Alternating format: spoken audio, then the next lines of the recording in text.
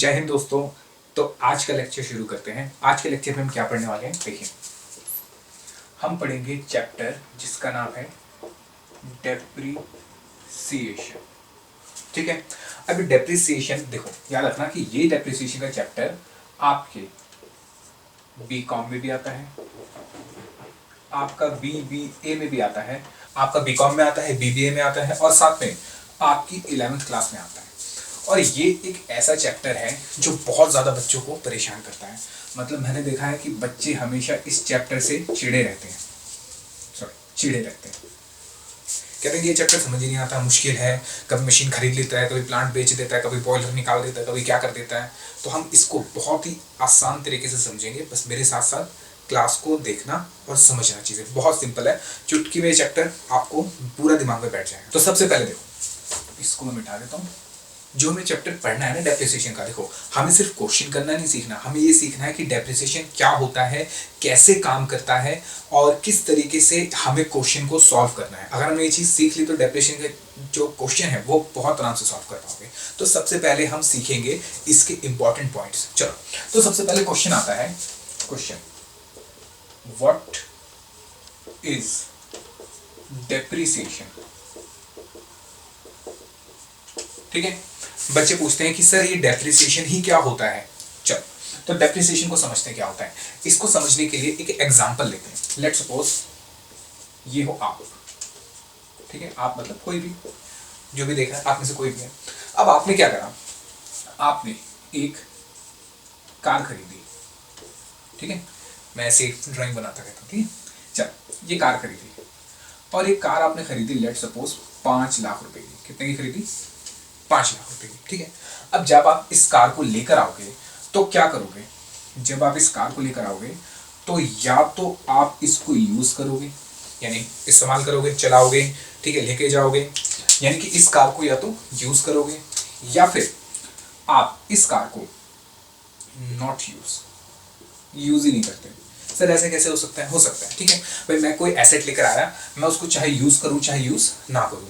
चलो, तो इसकी बारी बाद में करते हैं, पहले इसकी बात करते हैं, ठीक है। एक बार दोबारा बताओ क्या हुआ, हम क्या पढ़ रहे हैं कि भाई डेप्रिसिएशन क्या है। मैंने क्या एग्जांपल दिया कि आप क्या लेकर आ रहे हैं, कार लेकर आ रहे हैं। कितने की कार है? 5 लाख रुपए की।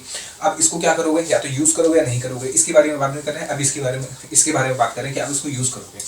अब क्या हुआ, लेट्स सपोज आप ये कार लेकर आए थे 1 जनवरी 2020 को, उसके बाद 31 दिसंबर 2020 को जब आप कार लेकर आए थे तब इसकी वैल्यू थी 5 लाख रुपए की, ठीक है। अब जब आप कार लेकर आ गए, उसको यूज कर लिया, 1 साल पूरा अच्छे से चला लिया।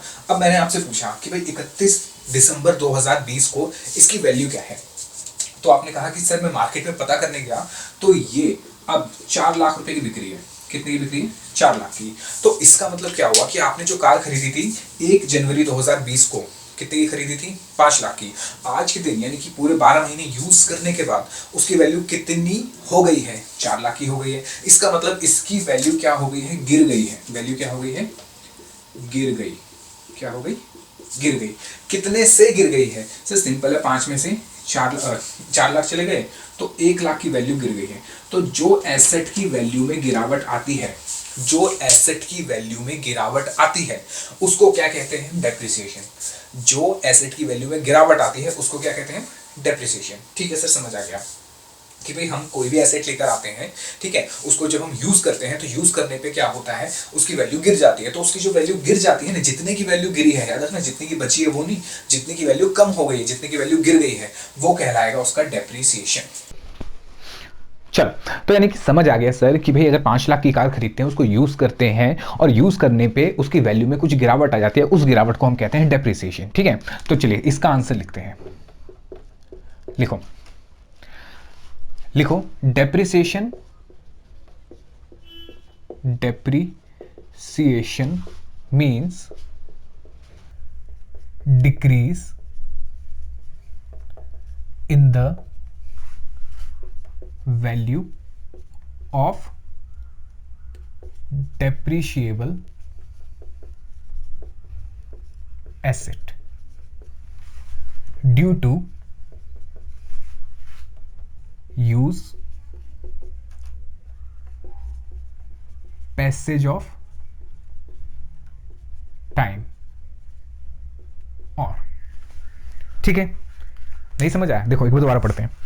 डेप्रिसिएशन का मतलब होता है decrease in the value of depreciable asset. Sir ये डेप्रिशिएबल एसेट क्या चीज़ है, अभी देखते हैं, इसको अभी छोड़ दो, ठीक है। अभी एसेट मान के चलो भाई, एसेट की वैल्यू में गिरावट होना, एसेट की वैल्यू में गिरावट होना किस वजह से, हम उसको यूज करेंगे उस वजह से, या फिर पैसेज ऑफ टाइम की वजह से, ठीक है, या फिर ऑब्सिलेंस, ठीक है। ऑब्सिलेंस क्या होता है देखते हैं, ये हमने समझ लिया है। हमने क्या समझ लिया है, हमने समझ लिया है कि भाई डेप्रिसिएशन का मतलब होता है एसेट की वैल्यू में गिरावट। क्यों? क्योंकि हम उसको यूज करेंगे, तो यूज वाला हमने समझ लिया है। दूसरा क्या समझना है हमें, पैसेज ऑफ टाइम, और तीसरा क्या समझना है हमें, ऑब्सिलेंस, ठीक है। चलो तो इसी एग्जांपल को आगे बढ़ाता हूं मैं चले, तो इसी एग्जांपल को आगे बढ़ाता हूं, ठीक है। ये हो गया था दूसरा नॉट यूज वाला। सर ऐसे कैसे होगा कि हम कार लेकर आएंगे और यूज नहीं करेंगे? कर सकते हैं। देखो हम एक कार लेकर आए, ठीक है, और उसके बाद आप चले गए यूएस से, आपकी नौकरी लग गई और आप यूएस से चले गए, और कार वहीं की वहीं खड़ी रह गई, आप किसी को देना भूल गए और वैसे की वैसी रह गई, और फिर आप 31/12/2020 को लौट कर आए। ये कब खरीदी थी? खरीदी थी 1 जनवरी 2020 को। वापस कब आए? 31 दिसंबर 2020 को। और जब वापस आए तो आपने देखा कि कार तो यार खड़ी हुई है, और इसको मार्केट में बेच देते हैं, क्योंकि आप तो यूएस में रहते हो। तो आप जब मार्केट में बेचने गए तो इसकी वैल्यू हुई 4 लाख रुपए।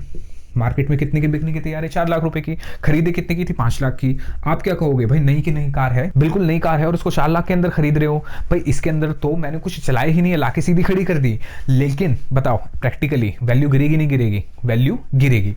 एसेट की वैल्यू में गिरावट होगी ही होगी। यानी 5 लाख की कार जो आपने खरीदी थी वो 5 लाख की नहीं बिकेगी, कितने की बिकेगी? 4 लाख की। क्यों हुआ ऐसा? क्योंकि पैसेज ऑफ टाइम, देखो जब टाइम बीत जाता है ना तो भी एसेट की वैल्यू में गिरावट होती है। क्यों? क्योंकि भाई रखे रखे भी चीजें कुछ खराब हो जाती हैं, और कार तो ऐसी चीज है कि आप नहीं चलाओगे तो वो खराब हो जाएगी। इलेक्ट्रॉनिक आइटम बहुत सारे ऐसे होते हैं जो नहीं चलाओगे खराब हो जाएंगे। तो यानी कि एसेट जो है अगर आप उसको यूज भी नहीं करते हो तो भी उसकी वैल्यू में गिरावट आएगी। आप मशीन लाते हो, प्लांट लाते हो, कुछ भी बड़ी बड़ी चीजें जैसे कंपनीज लेकर आती हैं, कंप्यूटर, लैपटॉप, यहाँ तक कि आपका मोबाइल फोन भी, आप इसको मत चलाओ, ठीक है। आपने एप्पल का फोन खरीद लिया, लेट सपोज आपने एप्पल 12 ले लिया 1.5 लाख रुपए का, और 1 साल तक उसको मत चलाओ, डब्बा पैक रख दो। 1 साल बाद क्या वो 1.5 लाख का बिकेगा? नहीं, उसकी वैल्यू कम हो जाएगी। तो वही जो वैल्यू कम होगी उसको क्या कहेंगे हम? डेप्रिसिएशन। बात समझ आई? तो डेप्रिसिएशन का मतलब होता है एसेट की वैल्यू में गिरावट। एसेट की वैल्यू में गिरावट क्यों हुई? क्योंकि आपने उसको यूज करा। तो यूज करने से क्या होगा? यूज करने से उसके अंदर वेयर एंड टियर होगा। क्या होगा? वेयर एंड टियर, मतलब टूट फूट। इसको हिंदी में कहते हैं टूट फूट, ठीक है। यानी जब उसको यूज करोगे तो क्या होगा? Wear and tear. दूसरा, अगर यूज नहीं करोगे तो पैसेज ऑफ टाइम की वजह से, यानी जैसे जैसे टाइम बीतेगा उसकी वैल्यू अपने आप ही गिर जाएगी, ठीक है। तो दो चीज समझ आ गई। उसको यूज करेंगे तो सर वेयर एंड टियर होगा, तो एसेट की वैल्यू में गिरावट होगी। नहीं यूज करेंगे तो पैसेज ऑफ टाइम, टाइम की वजह से भी उसके अंदर वैल्यू में गिरावट आ जाएगी। और तीसरा मैंने क्या कहा? ऑब्सिलेंस। तीसरा क्या कहा? ऑब्सिलेंस। ऑब्सिलेंस का मतलब होता है चेंज इन टेक्नोलॉजी, ठीक है। ऑब्सोलेंस का मतलब क्या होता है? Change in technology. इसका मतलब क्या है भाई? आप कार लेकर आए, लेट सपोज ये आप कार कितनी कब लेकर आए थे? 1 जनवरी 2020 को, ठीक है। और जब आप ये कार लेकर आए तो उसके 6 महीने बाद, ठीक है, 6 महीने कब कंप्लीट होंगे? 6 महीने कंप्लीट होंगे सर 30 जून को। तो 30 जून को गवर्नमेंट ने इलेक्ट्रिक कार निकाल दी। गवर्नमेंट ने कहा कि भाई अब आप इलेक्ट्रिक कार यूज करो, इलेक्ट्रिक कार का जमाना आ गया, और बहुत सारी कंपनीज भी अब इलेक्ट्रिक कार चला रही है, मतलब इलेक्ट्रिक कार मैन्युफैक्चरिंग कर रही है। और आप कार लेकर आए थे डीजल की। डीजल की कार पोल्यूशन बहुत करती है और आवाज़ भी बहुत करती है, नॉइस पोल्यूशन भी बहुत फैलाती है। तो अब क्या हुआ बताओ? अब क्या हुआ? आपकी जो कार है वो क्या हो गई? पुरानी हो गई है, पुराने ज़माने की हो गई है, पुरानी टेक्नोलॉजी की हो गई है। Change in technology. Change in technology को क्या कहते हैं हम? ऑब्सोलेंस। अब बताओ, जो आपने 5 लाख की कार खरीदी, 6 महीने बाद क्या वो 5 लाख की रहेगी? नहीं सर, उसकी वैल्यू तो और भी कम हो जाएगी। 6 महीने बाद आपने पता करा तो भाई इसकी वैल्यू तो 3 लाख रुपए है। क्यों? क्योंकि डीजल की कार अब कोई नहीं चला रहा। अब सब कौन सी कार चला रहे हैं सर? इलेक्ट्रिक व्हीकल चला रहे हैं, ठीक है। तो यानी कि हुआ क्या कि भाई चेंज ऑफ टेक्नोलॉजी की वजह से, जब आपकी टेक्नोलॉजी ही बदल गई तो क्या हुआ? आपकी कार ऑब्सलीट हो गई, यानी कि पुरानी हो गई है। और इसकी वजह से आपकी कार की वैल्यू में गिरावट आई। कितनी गिरावट आई सर? 5 की खरीदी थी, 3 लाख की बिक रही है, 2 लाख की गिरावट आ गई है। उसको भी क्या कहेंगे हम? डेप्रिसिएशन। उसको भी क्या कहेंगे हम? डेप्रिसिएशन। ठीक है सर, समझ आ गया। एक बार समअप करवा दीजिए। ठीक है बच्चों, समअप करा देता हूँ, टेंशन को ले। देखो एक बार समअप करा देता हूँ, ठीक है। एग्जाम्पल देखो दोबारा से। हमने क्या करा, 5 लाख की कार खरीदी, उसको चाहे तो यूज करा चाहे तो यूज नहीं करा। यूज करा तो क्या हुआ, वेयर एंड टियर। क्या हुआ, wear and tear. Wear and tear होने की वजह से एसेट की वैल्यू में गिरावट आ गई, उसको क्या कहा, डेप्रिसिएशन। ठीक है सर, एक पॉइंट हो गया। उसको यूज नहीं करा, यूज नहीं करा तो भी उसकी वैल्यू कम हो जाएगी, क्योंकि मार्केट में वो सस्ती की बिकेगी। क्यों, क्योंकि पैसेज ऑफ टाइम। तो इसकी वजह से भी एसेट की वैल्यू में गिरावट आई, जिसको क्या कहा हमने, डेप्रिसिएशन। तीसरा, भाई कभी कभी टेक्नोलॉजी बदल जाती है, तो टेक्नोलॉजी बदलने की वजह से आपकी एसेट की वैल्यू गिर जाती है, जिसको क्या कहते हैं, ऑब्सोलेंस। क्या कहते हैं, ऑब्सोलेंस। तो इससे भी क्या हुआ, एसेट की वैल्यू गिरी, तो क्या कहेंगे उसको भी हम, डेप्रिसिएशन। ठीक है, और डेप्रिसिएशन के भी एक पापा होते हैं। ठीक है, डेप्रिसिएशन के भी एक पापा होते हैं, इसके पापा होते हैं जो ऐसे चश्मा लगा के रखते हैं। ठीक है, इसको कहते हैं इंपेयरमेंट। क्या कहते हैं इसको, इंपेयरमेंट। ठीक है, ये डेप्रिसिएशन के पापा होते हैं, लेकिन हमें इंपेयरमेंट नहीं पढ़ना, हमें क्या पढ़ना है, डेप्रिसिएशन। ऐसे आपकी जनरल नॉलेज के लिए बता रहा हूं। ठीक है, अच्छा, अब आपको शायद पता होगा, जो लोग बीबीए बीकॉम में है या जिन्होंने 11th पास कर लिया है, उनको ये पता होगा कि जो भी आप अकाउंटिंग पढ़ते हो वो किसी अकाउंटिंग स्टैंडर्ड के थ्रू पढ़ते हो। ठीक है, याद रखना, जो भी आप अकाउंटिंग पढ़ते हो वो कहीं ना कहीं लिखी होती है, कहीं अकाउंटिंग स्टैंडर्ड्स में लिखी होती है। ठीक है, उसके अलावा आप कुछ भी नहीं पढ़ते हो। देखो, तो डेप्रिसिएशन जो है उसके ऊपर भी एक अकाउंटिंग स्टैंडर्ड है, अकाउंटिंग स्टैंडर्ड 6। यानी कि अकाउंटिंग स्टैंडर्ड 6 कहता है कि आपको किस तरीके से डेप्रिसिएशन लगाना है, कैसे लगाना है, क्या करना है, उसमें क्या क्या चीज़ें होंगी, वो सब कौन बताता है, अकाउंटिंग स्टैंडर्ड 6 बताता है। चलो, तो इतना आपको मेरे ख्याल से समझ आ गया होगा। तो एक काम करो, इसकी फोटो खींच लो या फिर इसको फटाफट से अपनी कॉपी में नोट कर लो, फिर हम चलते हैं आगे।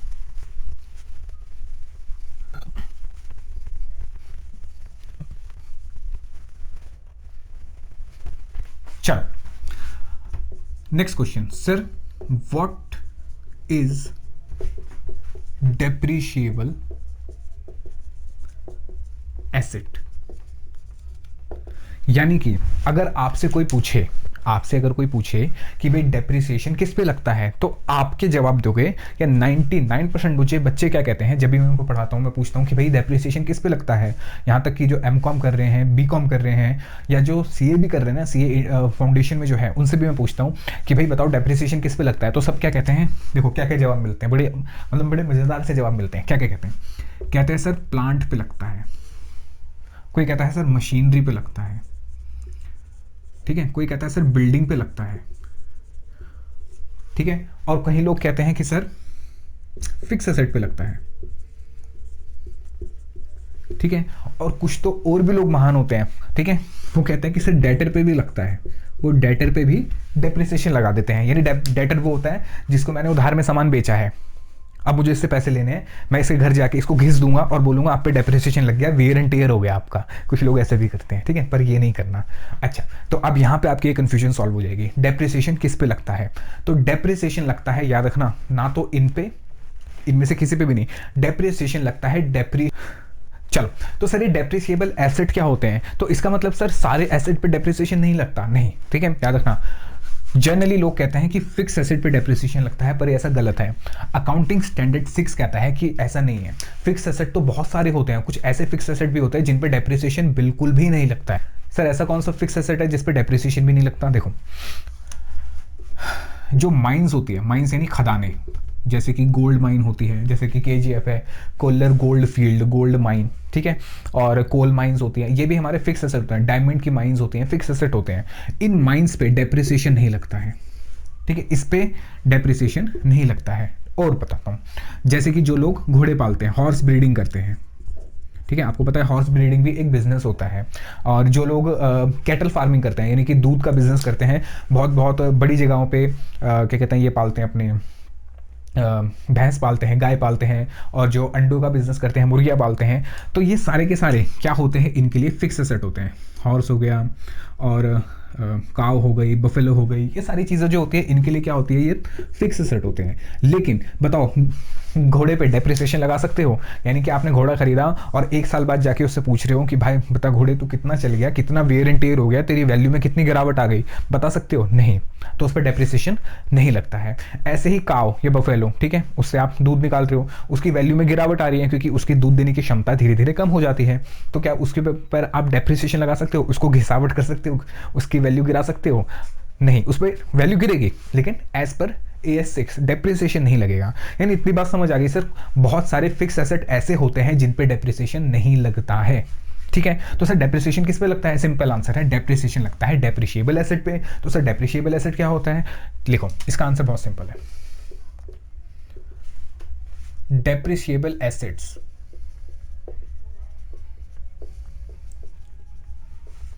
means on which we can charge depreciation। यानी देखो डेफिनेशन कैसी है, उल्टी सी डेफिनेशन है। कह रहा है कि डेप्रिशिएबल एसेट वो होते हैं जिनके ऊपर डेप्रिसिएशन लगता है। और डेप्रिसिएशन किन के ऊपर लगता है? डेप्रिशिएबल एसेट्स के ऊपर। सिंपल सी है, क्योंकि डेप्रिशिएबल एसेट वो है जिनके ऊपर डेप्रिसिएशन लगता है। यानी कि भाई अकाउंटिंग स्टैंडर्ड 6 ने बता रखा है कि भाई बहुत सारे एसेट है जिनके ऊपर डेप्रिसिएशन लगता है, और बहुत सारे ऐसे एसेट है जिन पे डेप्रिसिएशन नहीं लगता है। तो जिन पे डेप्रिसिएशन नहीं लगता है उनको हटा दो, जिन फिक्स एसेट्स पे डेप्रिसिएशन नहीं लगता है उनको हटा दो, बाकी जो बचे वो कौन से हैं? Depreciable asset. यानी मैं ये कह सकता हूं कि जो हमारे फिक्स एसेट्स होते हैं उसके दो पार्ट होते हैं। एक होता है नॉन डेप्रिशिएबल, यानी जिस पे डेप्रिसिएशन नहीं लगेगा। दूसरा डेप्रिशिएबल। तो जो डेप्रिशिएबल एसेट होते हैं हमारे, उनको कहा जाता है, या फिर उन पे क्या लगता है? फिक्स। तो जो डेप्रिशिएबल एसेट होते हैं हमारे, उन पे डेप्रिसिएशन लगता है, तो उसको कहा जाता है डेप्रिशिएबल एसेट। बात समझ आई? सर थोड़ा थोड़ा दिमाग के ऊपर से, सर के ऊपर से निकल रहा है, कोई नहीं, टेंशन मतलब करेंगे। चलो, तो यानी कि बात समझ आ गई सर। डेप्रिशिएबल एसेट के ऊपर ही डेप्रिसिएशन लगता है। फिक्स एसेट तो बहुत सारे होते हैं, सब पे हम फिक्स डेप्रिसिएशन नहीं लगा सकते, तो इसलिए हमने कुछ एसेट्स को बाहर कर रखा है। जो बचे हुए एसेट हैं उन पे डेप्रिसिएशन लगाते हैं, उनको हम डेप्रिशिएबल एसेट्स कहते हैं। ठीक है सर, बात समझ आ गई। चलो आगे चलते हैं।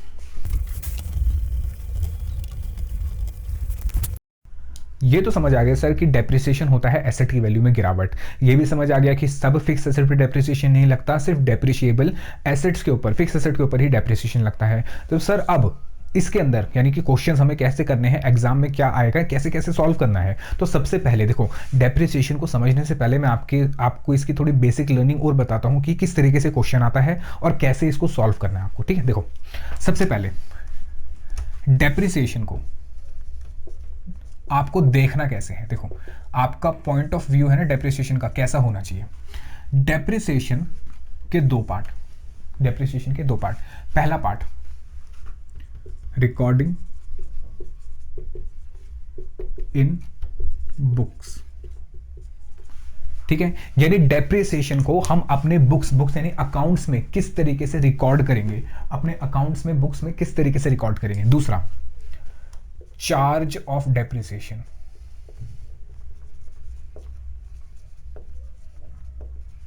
ठीक है, इसका मतलब डेप्रिसिएशन कितना लगाया जाएगा, इसका मतलब उसकी वैल्यू में आप कितनी गिरावट करोगे। ठीक है, नहीं समझ आया? कोई नहीं। देखो, रिकॉर्ड करने के दो तरीके, या तो रिकॉर्ड करो ओरिजिनल कॉस्ट पे। कैसे रिकॉर्ड करो? ओरिजिनल कॉस्ट पे। या फिर रिकॉर्ड करो उसको रिटन डाउन वैल्यू पे। सर ये क्या करा है, कुछ समझ नहीं आ रहा। कोई नहीं, अभी देखते चलो, बताऊंगा। डेप्रिसिएशन चार्ज करने के भी दो तरीके। पहला तरीका स्ट्रेट लाइन मेथड।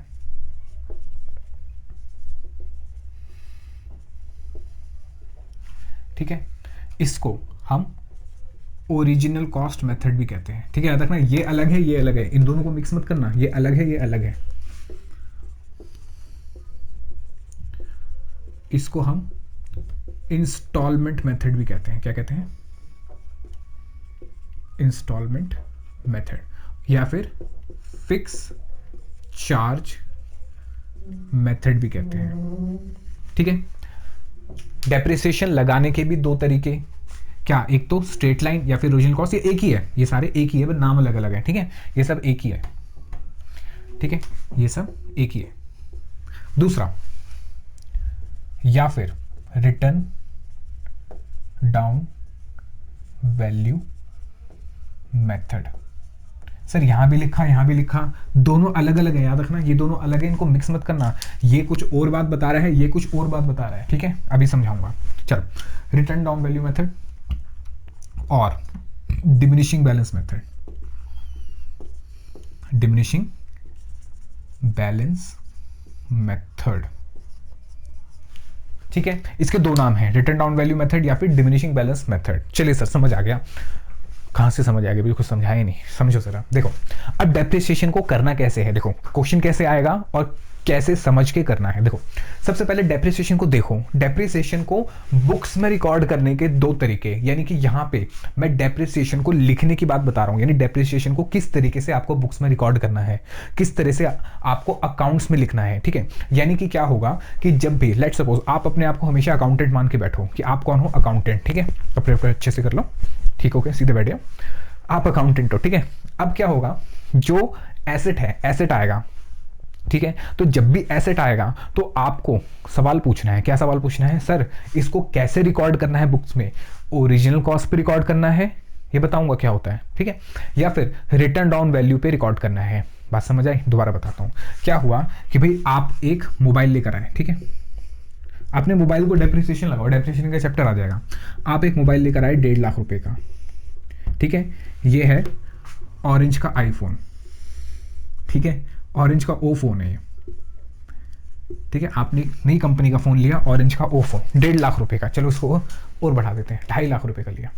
तो जब आप ये फोन लेकर आओगे ना, तो आप अपने से सवाल पूछोगे कि भाई फोन तो हम ले आए, एसेट है, इस पर डेप्रिसिएशन भी लगेगा, पर डेप्रिसिएशन जो हमें लिखना है बुक्स में, कैसे लिखना है, ओरिजिनल कॉस्ट पे लिखना है या रिटर्न डाउन वैल्यू मेथड पे लिखना है। बात समझ आई, यानी कि जब भी एसेट आएगा तो क्वेश्चन आना चाहिए कि भाई इसको कैसे रिकॉर्ड करना है, ओरिजिनल कॉस्ट पे या रिटर्न डाउन पे, ठीक है, ठीक है सर ये समझ आ गया, पर ये होते क्या है अभी बताता हूँ, ये होते क्या है अभी बताता हूँ, ठीक है। चल अब जब हमने उसको रिकॉर्ड कर लिया तो उस पर क्या लगाना पड़ेगा मुझे, डेप्रिसिएशन, उस पर क्या लगाना पड़ेगा, डेप्रिसिएशन। अब डेप्रिसिएशन लगाने के दो तरीके हैं, देखो चार्ज ऑफ डेप्रिसिएशन लगाने के दो तरीके हैं, ये लिखने के दो तरीके हैं कि बुक्स में लिखोगे कैसे, ये चार्ज करने के तरीके हैं कि डेप्रिसिएशन कितना कितना लगाओगे। बात समझ आई, चलो तो डेप्रिसिएशन कितना कितना लगाएंगे या डेप्रिसिएशन कैसे लगाएंगे, या तो स्ट्रेट लाइन मेथड से लगाएंगे या फिर डब्ल्यूडीवी यानी कि रिटर्न डाउन वैल्यू मेथड से लगाएंगे, दोनों में से एक मेथड लगाएंगे। बात समझ आई या नहीं आई, अब दोनों में से कौन सा मेथड लगाना है या आपको बुक में दिया होगा या क्वेश्चन में दिया होगा, ठीक है। वैसे मैं आपको बताऊंगा कि भाई कैसे चूज करा जाता है, प्रैक्टिकली कैसे चूज करा जाता है कि कौन सा मेथड लगाना है, ठीक है। चलो एक बार दोबारा समझाता हूं, बुक्स में जब भी एसेट आएगा तो उसको बुक्स में रिकॉर्ड करेंगे यानी अकाउंट्स में लिखेंगे। तो अकाउंट्स में लिखने के दो तरीके, या तो ओरिजिनल कॉस्ट पे या फिर रिटर्न डाउन पे। और जब भी एसेट आएगा तो साथ साथ उस पर डेप्रिसिएशन लगाना कैसे है, या तो स्ट्रेट लाइन पे लगाना है या फिर उस पर डब्ल्यूडीवी पे लगाना है। बात समझ आई, चलो अब मैं आपको समझाता हूँ ये है क्या चीज़, यानी ओरिजिनल कॉस्ट क्या है और रिटर्न डाउन वैल्यू क्या है। और इसको कराने के बाद हमारा आज का लेक्चर खत्म हो जाएगा, ठीक है। फिर अगले लेक्चर में हम क्वेश्चंस करेंगे और फिर इसको समझेंगे कि किस तरीके से इसको यूज करके हम क्वेश्चन को सॉल्व कर रहे हैं, ठीक है। चलो ओरिजिनल कॉस्ट क्या होता है एग्जांपल से समझते हैं। आप एक कार लेकर आए, ठीक है, उस कार की वैल्यू है 5 लाख रुपए और आप उसको चाहे यूज करो या मत करो, उस पर डेप्रिसिएशन तो लगने लगना है। आप उसको यूज कर रहे हो और पूरे साल यूज करने के बाद ये वैल्यू हो गई 4 लाख की। तो यानी कि कितना डेप्रिसिएशन लग गया सर, डेप्रिसिएशन लग गया 1 लाख रुपए का। कितना डेप्रिसिएशन लग गया, 1 लाख रुपए का। डेप्रिसिएशन मतलब एसेट की वैल्यू में गिरावट, तो एसेट की वैल्यू में कितनी गिरावट आ गई, 1 लाख रुपए। अब मुझे इसको अपने बुक्स ऑफ अकाउंट्स में रिकॉर्ड करना है। क्या करना है, रिकॉर्ड करना है। तो अब रिकॉर्ड कैसे करूंगा मैं, ठीक है, मैं एक काम करूं, ये मिटा दूं ये वाला साइड, हाँ सर मिटा दूं क्योंकि मुझे जगह चाहिए।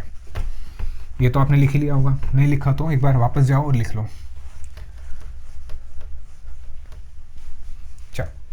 अब मुझे क्या करना है, मुझे इसको रिकॉर्ड करना है। तो मैं क्या करूंगा, मुझे क्या कहा गया है कि भाई आपको ओरिजिनल कॉस्ट पे रिकॉर्ड करना है। कैसे रिकॉर्ड करना है, ओरिजिनल कॉस्ट पे, यानी कि जितने की लेकर आए थे ना, जितने की लेकर आए थे उतने पे ही दिखाना है। सर जितने की लेकर आए थे उतने पे दिखाना है, कुछ समझ नहीं आया। देखो अब मैं क्या करूंगा, एक अकाउंट बनाऊंगा, ठीक है। अभी इसको समझो, अभी मैं आपको डिटेलिंग नहीं बता रहा, डिटेलिंग बताने लगाऊंगा सर के ऊपर से निकल जाएगा। पहले समझ लो उसको क्या है। मैं एक अकाउंट बनाऊंगा, मैंने एक अकाउंट लिया, या मान लो आपने एक रजिस्टर लिया, ठीक है, और उस रजिस्टर पे आपने लिख दिया कार का। ये किसका अकाउंट है, कार का। किसका अकाउंट है, कार का। और इस कार पे आपने इसकी वैल्यू डाल दी, ठीक है, इसको ऐसे लिख देता हूं मैं कि भाई कार हमने खरीदी, कितने की खरीदी, 5 लाख रुपए की। ठीक है। और अब ये कहा गया कि भाई इसको इसकी ओरिजिनल कॉस्ट पे ही रखना, यानी जितने की है ना उतने की ही नजर आनी चाहिए, ये चेंज नहीं होनी चाहिए। क्या नहीं होनी चाहिए? चेंज। तो इसका मतलब जो मैंने डेप्रिसिएशन लगाया 1 लाख और अब कितनी वैल्यू हो गई? 4 लाख। तो अगर मैं इसको यहाँ पे 1 लाख लिख दूंगा तो ये कितना हो जाएगा? 4 लाख। कितना हो जाएगा? 4 लाख। तो एसेट की वैल्यू में क्या हो गया? गिरावट आ गई। तो ये तो नहीं कर सकते। कितना हो गया? 4 लाख। इससे क्या हुआ? इससे मेरी जो कार की ओरिजिनल कॉस्ट है, ओरिजिनल कॉस्ट, ओसी मतलब ओरिजिनल कॉस्ट, ये चेंज हो गई, जो कि हम नहीं कर सकते। इसका मतलब ये हुआ भाई जितने का आपने एसेट खरीदा था ना, कितने का खरीदा था? 5 लाख का, आपकी बुक्स में वो 5 लाख का ही नजर आना चाहिए। तो इसका मतलब ये 1 लाख रुपए का डेप्रिसिएशन आप यहाँ पे नहीं लिख सकते। 1 लाख रुपए का डेप्रिसिएशन यहाँ पे नहीं लिख सकते, जिस वजह से ये कितने की नजर आएगी? 5 लाख की ही नजर आएगा। तो सर डेप्रिसिएशन का क्या करेंगे? एक और रजिस्टर लो, एक और अकाउंट बनाओ, वहां लिखो डेप्रिसिएशन अकाउंट, और इस 1 लाख रुपए को डेप्रिसिएशन ऑन कार यहां डाल दो। यानी कि हुआ क्या? अगर मुझे अपने एसेट को रिकॉर्ड करना है बुक्स में, और कैसे रिकॉर्ड करना है? ओरिजिनल कॉस्ट पे, तो मैं क्या करूंगा भाई? एक एसेट का अकाउंट बनाऊंगा। तो मैंने क्या करा? मुझे अपनी बुक्स में रिकॉर्ड करना है। कैसे रिकॉर्ड करना है? ओरिजिनल कॉस्ट पे। यानी कि शर्त यह है कि जितने की खरीदी थी ना कार, उतने की ही नजर आनी चाहिए, इसकी वैल्यू यहां से चेंज नहीं होनी चाहिए, हिलनी नहीं चाहिए बिल्कुल भी। तो मैंने कहा सर ठीक है, मैंने एक अकाउंट बनाया, 5 लाख रुपए का, कार डाल दिया उसमें, और जो डेप्रिसिएशन अगर मैं इसको यहां लिख दूंगा तो इसकी वैल्यू कम हो जाएगी, इसकी वैल्यू चेंज हो जाएगी। तो मैंने इसको एक अलग अकाउंट में डाल दिया, जिसका क्या नाम रख दिया मैंने? Depreciation account. अब यहां पे क्या हुआ सर? अगर मैं ये वाला मेथड फॉलो करता हूं तो 2 अकाउंट बनते हैं, एक कार का अकाउंट बनता है और दूसरा डेप्रिसिएशन। हालांकि इसको डेप्रिसिएशन नहीं कहते, इसको कहते हैं प्रोविजन फॉर डेप्रिसिएशन, जो सबसे ज्यादा बच्चों की जान खाता है। ये है वो जो सबसे ज्यादा जान खाता है, प्रोविजन फॉर डेप्रिसिएशन। ठीक है, यानी कि अगर मैं ओरिजिनल कॉस्ट मेथड फॉलो कर रहा हूं तो 2 अकाउंट बनेंगे, एक बनेगा एसेट का अकाउंट, दूसरा बनेगा प्रोविजन फॉर डेप्रिसिएशन का अकाउंट। ठीक है, चलो इसका मतलब क्या हुआ, इसको लिख लो। अगर मैं ओरिजिनल कॉस्ट मेथड फॉलो कर रहा हूं तो यहां पे मेरे कितने अकाउंट बनेंगे? एक अकाउंट बनेगा मेरा एसेट अकाउंट, और दूसरा अकाउंट बनेगा प्रोविजन फॉर डेप्रिसिएशन अकाउंट। ये 2 अकाउंट क्यों बनाए हमने? क्योंकि भाई हमारी शर्त यह है कि एसेट की वैल्यू चेंज नहीं होनी चाहिए। तो अगर मैं यहां पे 1 लाख डाल दूंगा तो क्या होगा? एसेट की वैल्यू बदल जाएगी। तो मुझे एसेट की वैल्यू को चेंज ना करना पड़े, इसलिए मैं एक दूसरा अकाउंट बना रहा हूं, जिसका नाम क्या कहा मैंने? प्रोविजन फॉर डेप्रिसिएशन अकाउंट, जो सबसे ज्यादा लोग बच्चों को परेशान करता है। ठीक है, पर इसको बहुत आराम से समझेंगे। चलिए सर, ये समझ आ गया। अब आते हैं रिटर्न डाउन पे। ठीक है, मेरे ख्याल से ये भी आपने लिख लिया होगा। आओ जरा रिटर्न डाउन। रिटर्न डाउन क्या होता है? देखो, जैसे अभी आपने समझा,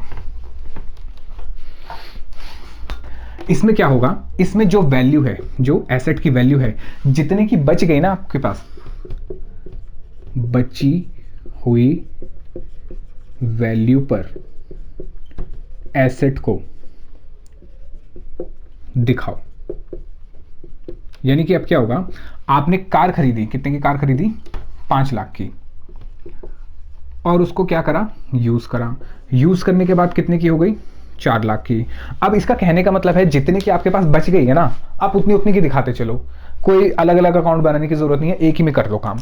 तो यानी अब मैं क्या करूंगा? मैं यहाँ पे एक अकाउंट ओपन करूंगा, जिसका नाम रखूंगा मैं कार अकाउंट, और मैं यहाँ दिखाऊंगा कि भाई मैंने एक कार खरीदी। कितने की कार खरीदी? 5 लाख की। और मैं यहीं से डायरेक्टली डेप्रिसिएशन, इस पे जो 1 लाख रुपए की वैल्यू में गिरावट आ गई, माइनस कर दूंगा। तो मेरे पास कार कितने की बच गई? 4 लाख की। कितने की कार बच गई? 4 लाख की। ये देखो, ये क्या है? इसकी बची हुई वैल्यू, और बची हुई वैल्यू को हम रिटर्न डाउन वैल्यू कहते हैं। बची हुई वैल्यू को हम क्या कहते हैं? Return down value. बात समझ आई? यानी कि अब दोबारा से एक बार दोबारा बताता हूं, जब भी आप एसेट खरीदोगे तो आपके पास अकाउंट्स में लिखने के 2 तरीके हैं, या तो ओरिजिनल कॉस्ट पे दिखाओगे या रिटर्न डाउन पे दिखाओगे। ओरिजिनल कॉस्ट पे दिखाने का मतलब है जितने की कार है उतने की ही रहनी चाहिए। इस वजह से मुझे 2 अकाउंट ओपन करने पड़ते हैं, एक एसेट का अकाउंट, दूसरा प्रोविजन फॉर डेप्रिसिएशन का अकाउंट, क्योंकि डेप्रिसिएशन मुझे यहां लेके जाना होता है। इस मेथड में क्या होता है? रिटर्न डाउन वैल्यू मेथड के अंदर क्या होता है? मुझे बची हुई वैल्यू पे दिखाना होता है। तो मैंने एक ही अकाउंट बनता है, यहाँ पे सिंपल एक ही अकाउंट बनता है। ज्यादातर क्वेश्चन भी इसी के ही आते हैं, और ये बच्चों को पता भी रहता है कि अच्छा एक ही अकाउंट बनता है। ये सबसे ये सबसे ज्यादा परेशान करता है। ठीक है, तो ये तो बहुत इजी है, और इसी के क्वेश्चन 99% क्वेश्चन इसी के ही आते हैं। 99 तो नहीं, 95% क्वेश्चन इसके आते हैं। ठीक है, 5% चांस है इसके आ जाए, लेकिन ये बहुत इंपॉर्टेंट है। अच्छा, इसमें क्या होता है, एक ही अकाउंट बनता है और उसी के अंदर सीधे सीधे डेप्रिसिएशन माइनस करते चलो, एक ही अकाउंट के अंदर आपका काम हो जाएगा। तो यानी कि जब भी आपके पास एसेट आएगा तो आपको अपने आप से क्वेश्चन पूछना है, आप कौन हो, आप हो अकाउंटेंट, आपको पूछना है सर ओरिजिनल कॉस्ट में मेंटेन करें या रिटर्न डाउन पे मेंटेन करें। बात समझ आई? ये क्या है, ये बुक्स में लिखने के तरीके हैं, या तो ये या ये। यानी कि जब आपके पास क्वेश्चन आएगा तो वो बताएगा आपको कि भाई ये वाला मेथड फॉलो करना है या ये वाला मेथड फॉलो करना है। अगर वो ये वाले मेथड की बात करेगा, यानी जहाँ पे वो प्रोविजन फॉर डेप्रिसिएशन की बात करेगा, तो आपको 2 अकाउंट ओपन करने पड़ेंगे। अगर वो कुछ नहीं कहता तो आपको रिटर्न डाउन वैल्यू मेथड से, यानी एक ही अकाउंट से काम कर देना है। ठीक है सर, ये बात समझ आ गई है। इसको भी लिख लो भाई, लिख लो फटाफट से लिख लो, मैं मिटा रहा हूँ। यहाँ पे सिंगल अकाउंट बनता है जिसको हम क्या कहते हैं, एसेट अकाउंट। ठीक है, चल अब चार्ज की बात करते हैं। चार्ज यानी कि डेप्रिसिएशन लगाना कितने का है, इसका मतलब डेप्रिसिएशन की वैल्यू। बट डेप्रिसिएशन कितना लगेगा, आपकी एसेट में वैल्यू में गिरावट हुई कितनी, वो यहां से पता चलेगा। पहला मेथड कौन सा है, स्ट्रेट लाइन मेथड, और दूसरा मेथड कौन सा है, WDV यानी कि रिटर्न डाउन वैल्यू। ये तो सिंपल है, इसमें एक फॉर्मूला लिखाया जाता है। आपको क्या फॉर्मूला लिखाया जाता है कि भाई डेप्रिसिएशन होता है original cost minus resale value divided by life. ऐसा कुछ फॉर्मूला लिखाया जाता है। ठीक है, अब इस फॉर्मूले को भूल जाओ, या फिर ये मानो इस फॉर्मूला यहाँ पे था ही नहीं, बेकार की चीज़ है, बेकार की चीज़ है। एग्जाम्पल दो और मुझे आंसर बताओ। लेट सपोज आपने एक कार खरीदी 5 लाख रुपए की। ठीक है, इसकी लाइफ है 10 साल। सर लाइफ, हाँ लाइफ देखो, जो मैन्युफैक्चरर होता है ना वो पहले ही बता के चलता है कि भाई ये इतने साल चलेगी, इतने साल की गारंटी में देता हूँ, उसके बाद मुझे नहीं पता चले ना चले। तो यानी उसकी लाइफ हमें हमेशा पता होती है। ठीक है, और 10 साल बाद जब इसको हम कबाड़ में बेचेंगे, जिसको रीसेल वैल्यू या रेजिडुअल वैल्यू भी कहते हैं, तो कबाड़ में ये बिक जाएगी 50,000 की। ठीक है, यानी कि 5 लाख की खरीदी, 10 साल तक इस्तेमाल करने के बाद कितने की बचेगी, 50,000 की। तो इसका मतलब क्या हुआ, इसका मतलब हुआ सर 5 लाख की तो मैंने खरीदी है और जिसमें से 50,000 तो 10 साल बाद मुझे रिकवर हो जाएंगे।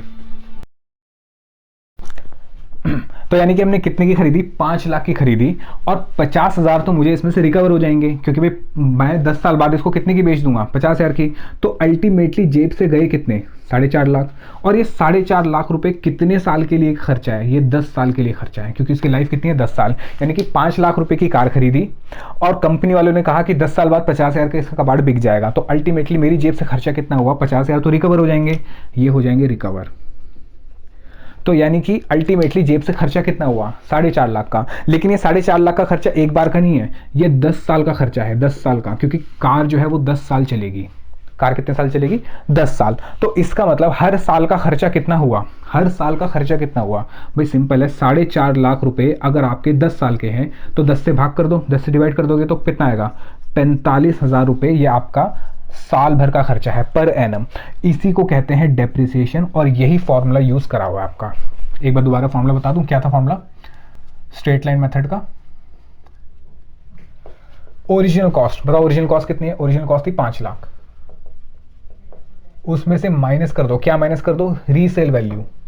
तो ये क्या निकला, ये निकला भी आपकी जेब से गए कितने, मैंने भी तो ये निकाला कि 5 लाख में से 50,000 तो वापस हो जाएंगे, तो गए कितने, अल्टीमेटली गए हमारे 4.5 लाख। और उसको डिवाइड कर दो लाइफ से, लाइफ कितनी है, 10 साल, तो कितना आ जाएगा, 45,000 रुपये पर एनम। ठीक है, ये होता है मेथड ओरिजिनल कॉस्ट, सॉरी हाँ ओरिजिनल कॉस्ट या फिर स्ट्रेट लाइन मेथड का, कि भाई जितने की आपने मशीन खरीदी उसमें से जो रिकवर हो जाएंगे वो माइनस कर दो, बाकी जो बचे उसको लाइफ से डिवाइड कर दो, तो आपको पर एनम यानी साल भर का आपका खर्चा मिल जाएगा। इसी साल भर के खर्चे को आप डेप्रिसिएशन कहते हो। ठीक है, चलो तो ये वाला मेथड खत्म हो गया, इसको लिख लो। अब सेकेंड मेथड और लास्ट पॉइंट आज का, रिटर्न डाउन वैल्यू। इस मेथड का एक फॉर्मूला होता है। ठीक है, जो फॉर्मूला आपको एग्जाम के अंदर यूज नहीं करना, क्योंकि अजीब सा फॉर्मूला होता है, इसके अंदर कुछ रूट और यहाँ पे लाइफ होती है, यहाँ पे उसकी ओरिजिनल कॉस्ट और यहाँ पे रेजिडुअल वैल्यू, ऐसे करके एक फॉर्मूला होता है। लेकिन ये फॉर्मूला आपको एग्जाम में यूज नहीं करना। यहाँ पे क्या होगा, यहाँ पे सिंपल आपको परसेंटेज गिवन होगी डेप्रिसिएशन की, 5%, 10%, 15%, जितना भी परसेंट है वो गिवन होगा। यानी कि अगर आपका स्ट्रेट लाइन मेथड वाला आता है तो हो सकता है वो आपको परसेंटेज ना दे, लेकिन अगर WDV वाला आएगा तो परसेंटेज हमेशा देगा। हो सकता है यहाँ भी परसेंटेज दे दे स्ट्रेट लाइन वाले में भी, लेकिन WDV के अंदर वो हमेशा परसेंटेज ही देगा। ठीक है, बात समझ आई? चलो एक बार मैं दोबारा से सम अप कर देता हूँ कि हमने अभी इसमें क्या समझा। मैंने कहा डेप्रिसिएशन को देखना कैसे है, जब भी एसेट आएगा तो याद रखना आपको सबसे पहले क्वेश्चन पूछना है कि उसको रिकॉर्ड कैसे करना है। या तो ओरिजिनल कॉस्ट पे रिकॉर्ड करोगे, यानी जितने का है उतने का ही रखोगे। अगर ओरिजिनल कॉस्ट पे रिकॉर्ड करोगे तो एक एसेट अकाउंट बनाओगे और एक बनाओगे प्रोविजन फॉर डेप्रिसिएशन अकाउंट। क्यों? क्योंकि इसको मुझे ओरिजिनल कॉस्ट में रखना है। अगर इसको ओरिजिनल कॉस्ट में नहीं रखना और रिटर्न ऑन वैल्यू पे रखना है तो क्या करोगे, एक अकाउंट बनाओगे एसेट का अकाउंट, और जो भी एसेट की वैल्यू है और जो भी डेप्रिसिएशन है सब इसी में डाल दोगे। ये हो गया अलग बात लिखने का। अब डेप्रिसिएशन की वैल्यू कैसे निकालेंगे, उसके दो तरीके, स्ट्रेट लाइन मेथड या WDV। स्ट्रेट लाइन मेथड का फॉर्मूला ये होता है कि भाई ठीक है, इसका फॉर्मूला नहीं है, सिंपल से मैंने समझा भी दिया क्या होता है। ठीक है, ये आपका डेप्रिसिएशन निकलेगा, और अगर WDV है तो आपको परसेंटेज गिवन होगी। मेरे ख्याल से समझ आ गया होगा, और आज की क्लास यहीं ख़त्म करते हैं, और अगली क्लास में हम क्वेश्चन सीखेंगे और कैसे करना है चैप्टर को ये भी सीखेंगे। तब तक के लिए बाय बाय, टेक केयर और जय हिंद, बाय।